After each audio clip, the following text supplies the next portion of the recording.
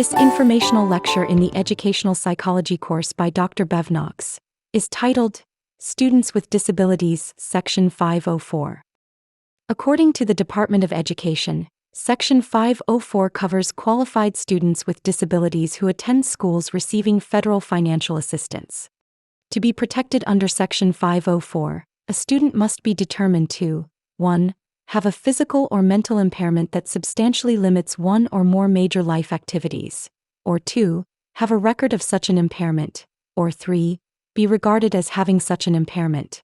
Section 504 requires that school districts provide a free appropriate public education to qualified students in their jurisdictions who have a physical or mental impairment that substantially limits one or more major life activities. An important responsibility of the Office for Civil Rights (OCR) is to eliminate discrimination on the basis of disability against students with disabilities. OCR receives numerous complaints and inquiries in the area of elementary and secondary education involving Section 504 of the Rehabilitation Act of 1973, as amended, Section 794, Section 504. Most of these concern identification of students who are protected by Section 504 and the means to obtain an appropriate education for such students. Section 504 is a federal law designed to protect the rights of individuals with disabilities in programs and activities that receive federal financial assistance from the Department of Education. Section 504 provides, no otherwise qualified individual with a disability in the United States shall solely by reason of her or his disability be excluded from the participation in, be denied the benefits of, or be subjected to discrimination under any program or activity receiving federal financial assistance. OCR enforces Section 504 in programs and activities that receive federal financial assistance from ED. Recipients of this federal financial assistance include public school districts, institutions of higher education, and other state and local education agencies. The regulations implementing Section 504 in the context of educational institutions appear at 34 C.F.R. Part 104. The Section 504 regulations require a school district to provide a free appropriate public education to each qualified student with a disability who is in the school district's jurisdiction, regardless of the nature or severity of the disability. Under Section 504, FAPE consists of the provision of regular or special education and related aids and services designed to meet the student's individual educational needs as adequately as the needs of non-disabled students are met. Let us review some key terminology.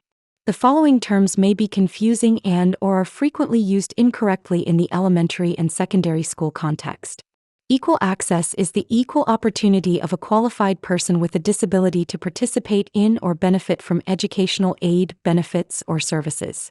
Free appropriate public education is a term used in the elementary and secondary school context, for purposes of Section 504, refers to the provision of regular or special education and related aids and services that are designed to meet individual educational needs of students with disabilities as adequately as the needs of students without disabilities are met and is based upon adherence to procedures that satisfy the Section 504 requirements pertaining to educational setting, evaluation and placement and procedural safeguards.